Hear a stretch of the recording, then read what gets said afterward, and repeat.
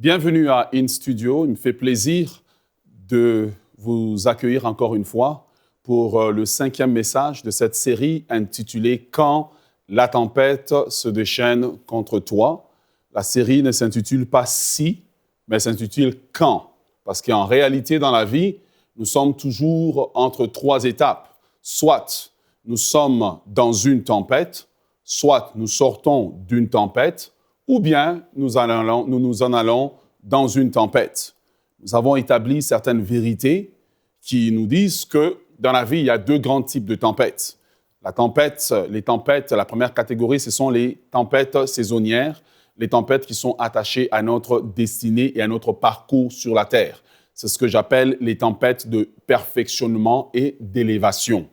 Le deuxième type de tempête dont nous avons parlé, nous avons dit qu'il y a ce qu'on appelle les tempêtes hors saison. C'est ce que j'appelle les tempêtes de correction. Et dans les tempêtes de correction, nous avons 2 sous-catégories. Les tempêtes collatérales, dont nous avons parlé dans la dernière séance, et nous avons aussi les tempêtes de réajustement dans le but, et comme on fait souvent avec les voitures, faire un réalignement des pneus de peur que la voiture ne puisse pas aller tout droit. Aujourd'hui, nous voulons entamer un message qui me tient particulièrement à cœur. Ce message qui s'adresse aux hommes et aux femmes qui passent par des temps difficiles. Ce message qui s'adresse à ceux qui sont découragés, à ceux qui sont prêts à tout abandonner. J'aimerais vous dire de la part de Dieu que vous êtes inébranlables dans la tempête. Il est possible de traverser par des temps difficiles et de développer cette mentalité de vainqueur, de développer cette mentalité où on devient fort, solide et inébranlable dans la tempête que nous traversons. Aucune tempête ne peut briser votre vie. Tout ce qui tombe pendant une tempête, c'est parce que vous n'en aviez pas besoin. Vous pensiez que vous en aviez besoin, mais vous n'en aviez pas besoin. J'aimerais vous dire que si vous traversez par des temps difficiles, et j'aime ce que la parole de Dieu nous dit, que si tu passes par les eaux ne te submergeront pas. Si tu passes par les flammes ne te brûleront pas, parce que vous avez été créés par Dieu pour être solide, pour être plus que vainqueurs, comme le dit l'apôtre Paul, que nous sommes plus que vainqueurs par celui qui nous a sauvés. Ce n'est pas par notre force, ce n'est pas par nos capacités, mais c'est parce que Christ habite en nous, et le Christ qui habite en nous est un Christ victorieux, est un Christ glorieux, est un Christ qui nous donne la victoire. Et l'apôtre Paul dira, « Gloire soit rendue à Dieu qui nous fait toujours triompher en Jésus-Christ. » Quelle parole puissante de la part de Dieu. Ouvrons la parole de Dieu dans le psaume 11. Psaume 11. Nous allons lire du verset 1 au verset 3. Ensuite, nous lirons un second texte. Psaume 11, la parole de Dieu nous dit « Au chef de centre des David, c'est en l'Éternel que je cherche un refuge. Comment pouvez-vous dire « Fuis dans vos montagnes » comme un oiseau, car voici les méchants bandent l'arc. Les justes, ils ajustent leurs flèches sur la corde pour dire dans l'ombre pour tirer dans l'ombre sur ceux qui sont droits. Quand les fondements du juste sont renversés, le juste, que ferait-il? Le second texte sera dans le livre de Josué. Josué chapitre 1, nous allons lire du verset 1 au verset 4. Un texte très bien connu. La parole de Dieu nous dit, « Après la mort de Moïse, serviteur de l'Éternel, l'Éternel dit à Josué, fils de Nun, serviteur de Moïse, « Moïse, mon serviteur, est mort. Maintenant, lève-toi, passe ce Jourdain, toi et tout ce peuple, pour entrer dans le pays que je donne aux enfants d'Israël. Tout lieu que foulera la plante de votre pied, je vous le donne comme je l'ai dit à Moïse. Vous aurez pour territoire depuis le désert et le Liban jusqu'au fleuve, au grand fleuve, le fleuve de l'Euphrate, tout le pays des Hétiens jusqu'à la grande mer vers le soleil levant. » Quel texte merveilleux. Frères et sœurs, j'aimerais vous dire une vérité déjà.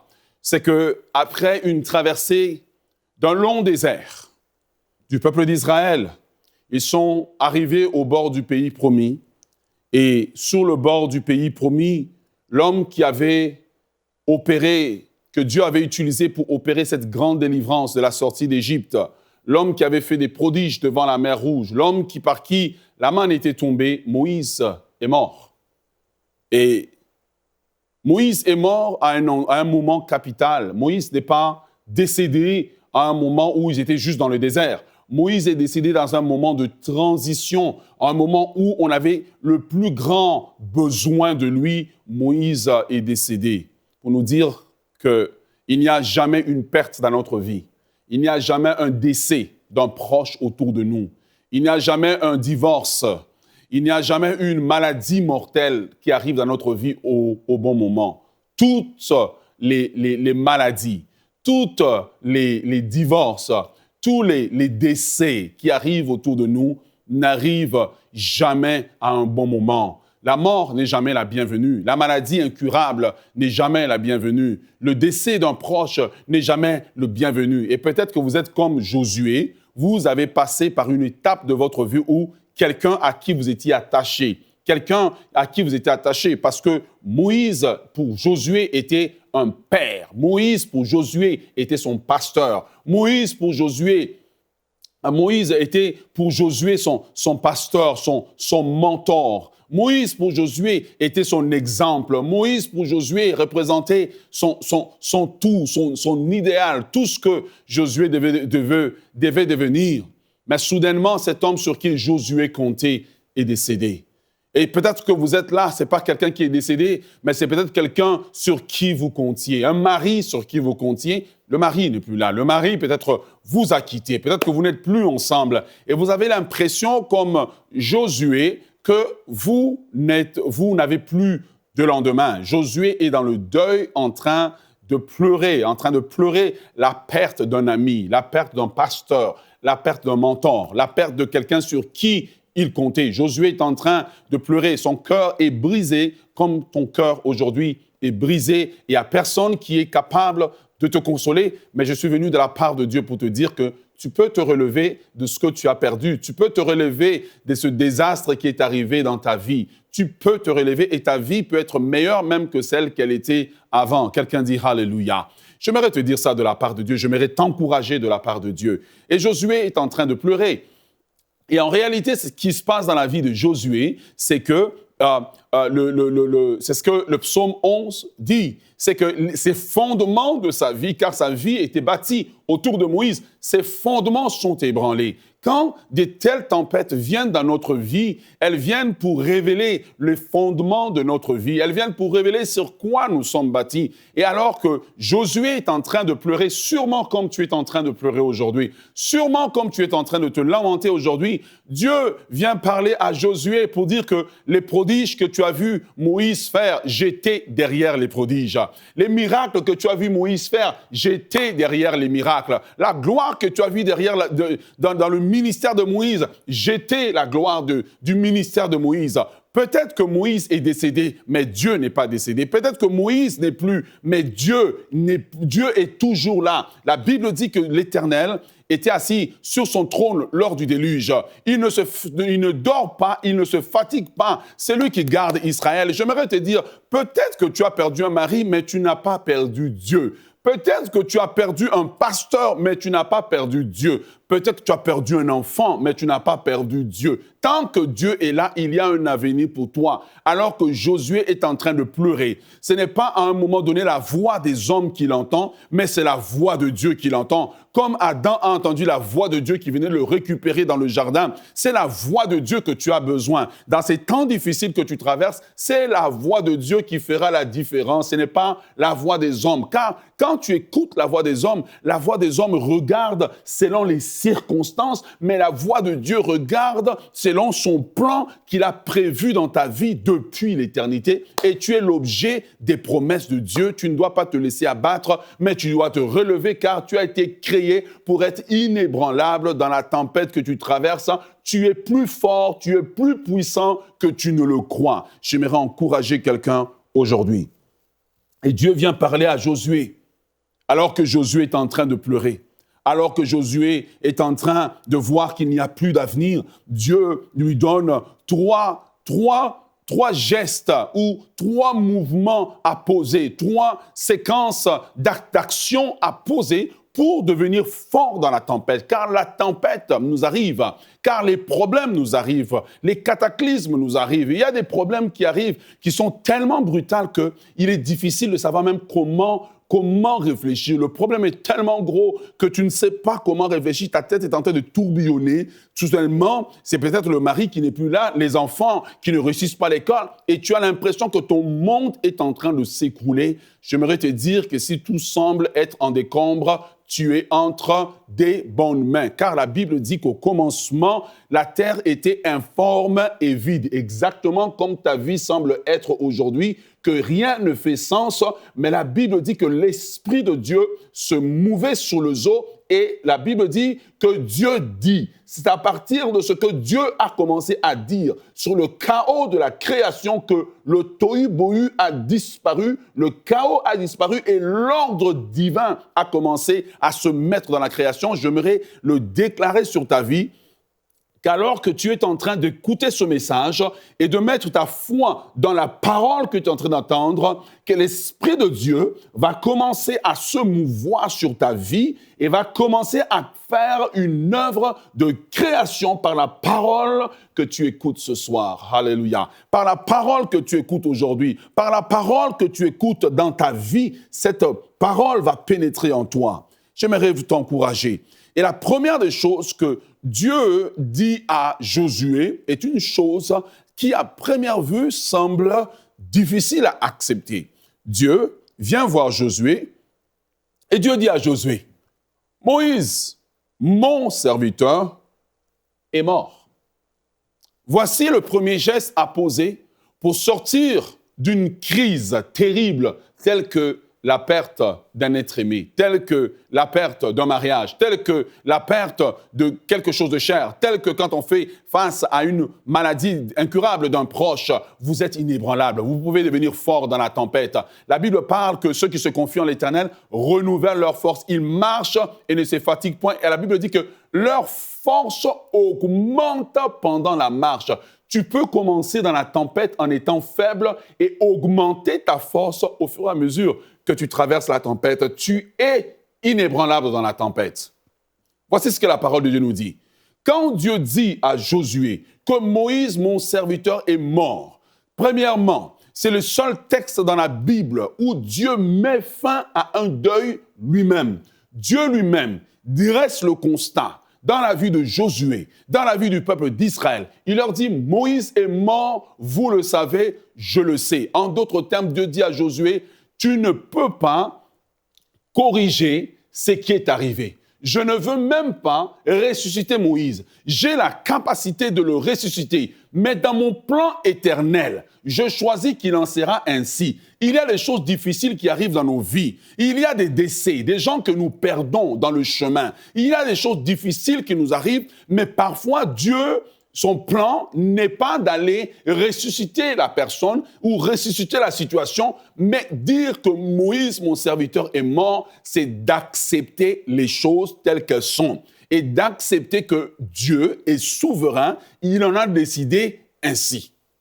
La foi, c'est accepter les choses telles que Dieu veut qu'elles soient. La foi n'est pas de toujours lutter avec Dieu, mais c'est d'accepter les choses telles que Dieu est en train de vouloir qu'elles soient. Quand Dieu dit à Josué, « Moïse, mon serviteur, est mort », Dieu dit à Josué, « Ça te fait de la peine, mais accepte-le. » Tu as du mal à comprendre pourquoi, à cette étape ici, je reprends mon serviteur Moïse, mais accepte-le. Quand je t'ai donné Moïse, Moïse m'appartenait. Je ne t'ai jamais dit que Moïse sera là jusqu'au bout. Je t'ai dit que je t'ai donné Moïse pour te sortir d'Égypte. Et parfois, notre grand problème, c'est d'accepter la volonté souveraine de Dieu. Dans notre tête, nous avons l'impression que les gens nous appartiennent, la vie nous appartient, les situations nous appartiennent, alors qu'en réalité, c'est à Dieu que toute chose appartient et Dieu appelle Josué à accepter son verdict.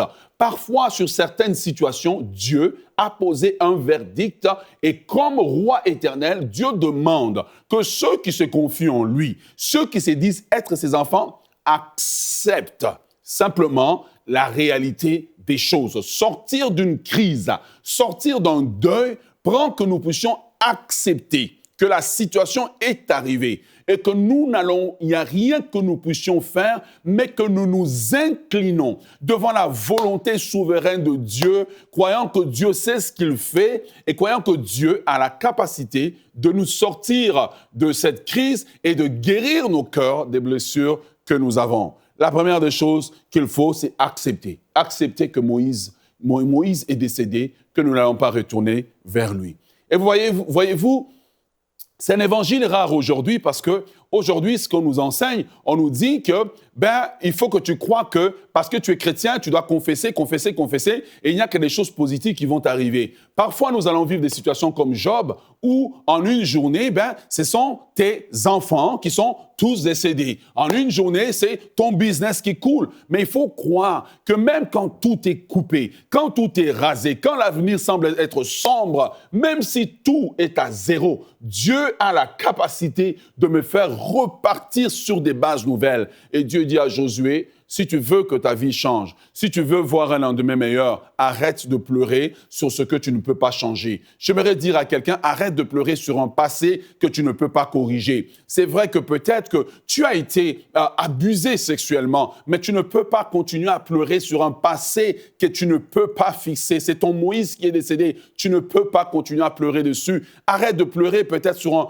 projet d'entreprise que tu avais et le projet n'a pas fonctionné. Et là, tu es peut-être à ton troisième projet et peut-être c'est difficile en ce moment. Arrête de pleurer. Dieu vient voir Josué et dit à Josué, si tu veux avoir un avenir, il faut que tu sèches les larmes de ton cœur. Il faut que tu arrêtes de pleurer. Il faut que tu arrêtes de mouiller mon autel de tes larmes. Ça, c'est la première des choses. La deuxième des choses, Dieu dit à Josué, lève-toi. Il faut que tu te lèves. Je voudrais encourager quelqu'un aujourd'hui, alors que tout est difficile, alors qu'il semble que l'enfer, les hordes de l'enfer se sont déchaînées contre toi, alors qu'il semble que toutes les tempêtes qu'on a citées dans cette série se sont rassemblées contre toi et que tu ne sais pas par où aller. Dieu ne dit pas à Josué, trouve la solution. Il dit simplement à Josué, lève-toi. Lève-toi, ça veut dire, reprends courage.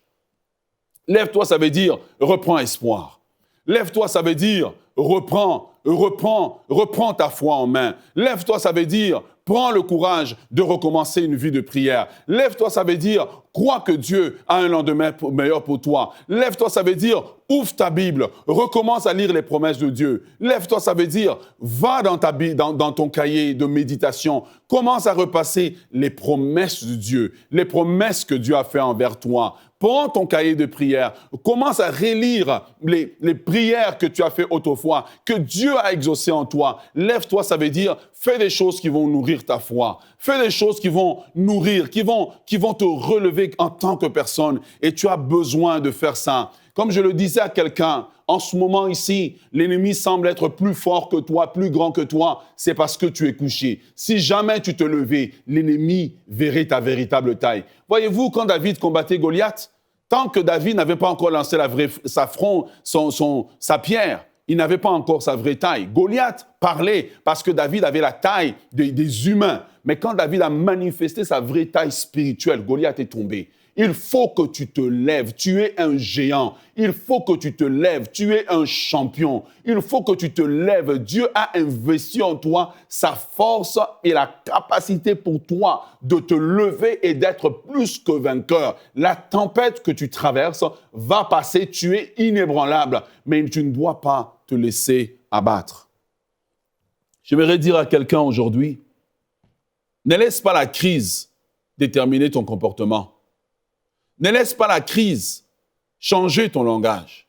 Ne laisse pas la crise changer ta vision des choses. Lève-toi, ça veut dire prends place dans ce que Dieu a préparé pour toi. Lève-toi, ça veut dire prends place dans les plans que Dieu a pour toi. Lève-toi, ça veut dire sois là où Dieu veut que tu sois. Ne laisse pas la crise te changer de place. La crise arrive, la crise passe. Tu passes par des temps difficiles, mais tu te lèves. Tu passes par des temps de découragement, mais tu te lèves. Tu passes par des temps où tu es abattu, mais tu te lèves parce que tu es fort, tu es un géant. N'est-ce pas les paroles que Dieu adresse à Gédéon? Il dit à Gédéon, vaillant héros, alors que ses circonstances le font dire que c'est un vaillant héros. Il dit à Gédéon, tu es fort, alors que ses circonstances lui disent qu'il est faible. J'aimerais t'encourager aujourd'hui à ne pas te laisser tomber, à ne pas tout laisser tomber. Mais tu es fort parce que Christ est en toi. La troisième des choses que Dieu dit à Josué, qui est la troisième action pour devenir inébranlable lorsque vous traversez une tempête. Une fois que Josué a pleuré, il dit à Josué, lève-toi, passe ce Jourdain. Ça veut dire que les promesses que Dieu avait pour lui, ces promesses ne sont pas mortes avec Moïse, mais les promesses sont vivantes. Passe ce Jourdain, c'est garde espoir, que ce que j'ai commencé en toi, que ce que j'ai commencé dans ta vie, je vais l'achever. Passe ce Jourdain, c'est croire qu'après la crise, il y a un lendemain. J'aimerais dire à quelqu'un qui passe par un temps difficile, j'aimerais dire à quelqu'un que peut-être professionnellement, tout semble être bloqué. Après cette crise, il y a encore un lendemain. Moïse est décédé, c'est vrai. C'est vrai que ton Moïse, peut-être, c'était ton emploi. C'est vrai. C'est vrai que tu as perdu l'emploi. Mais j'aimerais te dire qu'après cette crise que tu traverses, il y a un lendemain, il y a une percée divine que Dieu a pour toi. Passe ce Jourdain. Dieu dit à Josué que tu comptais sur Moïse comme étant la personne qui va te faire passer ce Jourdain. Mais j'aimerais te dire que tu es arrivé à la maturité, que toi maintenant, tu es capable de te prendre en main. Alors, passe ce Jourdain veut dire prends-toi en main. Passe ce Jourdain veut dire que découvre les talents, découvre les capacités, découvre le potentiel, découvre les grâces divines que Dieu, dans sa sagesse infinie, a déjà déposées en toi. Et ces grâces ne pouvaient pas se manifester tant et aussi longtemps que les autres personnes sur qui tu comptais étaient là. C'est quand Dieu retire les béquilles de ta vie, quand Dieu retire les Moïse de ta vie, que maintenant le potentiel, les dons, les talents que Dieu a déposés en toi peuvent maintenant se manifester. C'est là que la force que Dieu a mis en toi peut se manifester. J'aimerais vous dire de la part de Dieu qu'une crise n'est pas toujours une mauvaise chose. Mais la crise révèle l'homme. La crise révèle le pasteur. La crise révèle le prophète. La crise révèle le pasteur. La crise révèle l'apôtre. La crise révèle le berger, le roi qui s'est caché dans le berger. Oui. La crise révèle le héros qui se cachait dans Gédéon. La crise révèle le conquérant qui s'est caché en Josué. La crise révèle l'apôtre qui s'est caché en Pierre. Dieu permet des crises dans nos vies pour la manifestation de l'identité royale, la manifestation de l'identité de notre destin qu'il avait déjà déposé en nous. Il faut certaines crises pour que nous puissions découvrir qui nous sommes. Tant et aussi longtemps que certaines crises n'arrivent pas dans nos vies, nous restons à l'étape d'enfant. Mais la crise a pour but parfois de nous faire maturer, de nous donner de la maturité, de développer en nous cette maturité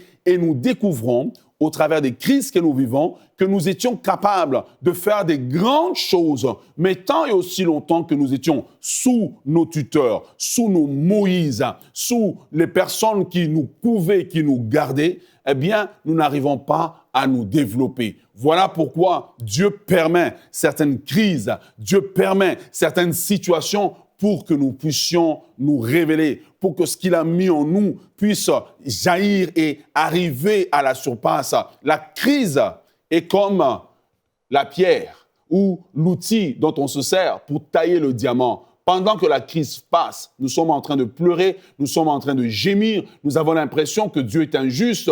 Pourquoi Dieu permet telle ou telle situation dans notre vie? Mais en réalité, Dieu te dit dans la crise que tu traverses, je sais ce que je fais, ne fixe pas tes yeux sur la crise, mais fixe tes yeux sur moi. Voilà pourquoi vous allez voir dans les psaumes, David qui dit « Je lève les yeux vers les montagnes, d'où me viendra le secours? Le secours me vient de Dieu. » Il n'a pas dit « J'ai les yeux sur la crise, j'ai les yeux sur ce qui me fait mal, j'ai les yeux sur ce qui me fait de la peine, mais mes yeux sont levés vers Dieu et non sur ce qui me fait mal. » Voilà pourquoi tu lis dans les Actes des Apôtres que pendant qu'on lapidait Étienne, Étienne n'a pas les yeux sur la crise, les yeux sur les pierres qui lui sont lancées, mais la Bible dit que Étienne leva les yeux et il vit le Fils de Dieu assis à la droite du Père. Donc, ses yeux n'étaient pas fixés sur les circonstances. Ça ne veut pas dire pour cela que je nie mes circonstances, mais une façon de passer la crise.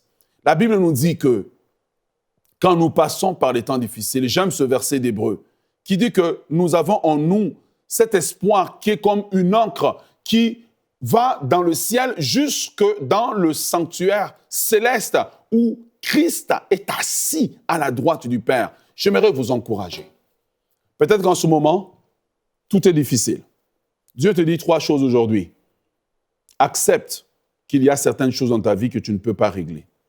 Accepte-le. Acceptez la souveraineté de Dieu. Acceptez que certaines choses ne peuvent pas changer, que Dieu les veut comme ça. Acceptez que Dieu est capable de faire avec ce qui me manque, que je suis capable de fonctionner avec ce que je n'ai pas. Deuxièmement, se lever.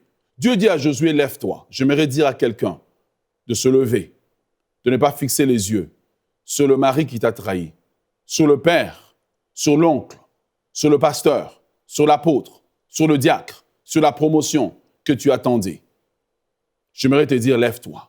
Ne te laisse pas abandonner. Ne te laisse pas abattre. Troisièmement, Dieu dit à Josué, passe ce Jourdain. Ça veut dire passe en action.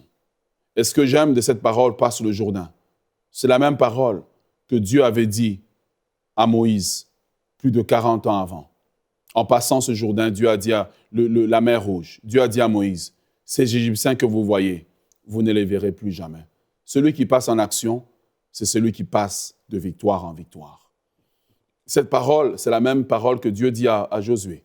Quand Dieu dit à Josué, passe ce Jourdain, Dieu est en train de dire à Josué que ce désert que tu as traversé pendant 40 ans, ce désert dans lequel tu as erré avec Moïse, si tu choisis aujourd'hui de te lever, si tu choisis aujourd'hui, Josué, au lieu de pleurer sur ce que tu ne peux pas fixer, de tourner ton regard vers l'avenir que j'ai pour toi, ce désert que tu vois, ce désert dans lequel tu as passé 40 ans, cette situation qui a été cyclique dans ta vie, si tu choisis, au lieu de pleurer, d'accepter la voix de Dieu, d'accepter la direction de Dieu, si tu choisis de le faire, Dieu te dit aujourd'hui, comme il a dit à Josué, ce désert que tu vois, tu ne le verras plus jamais.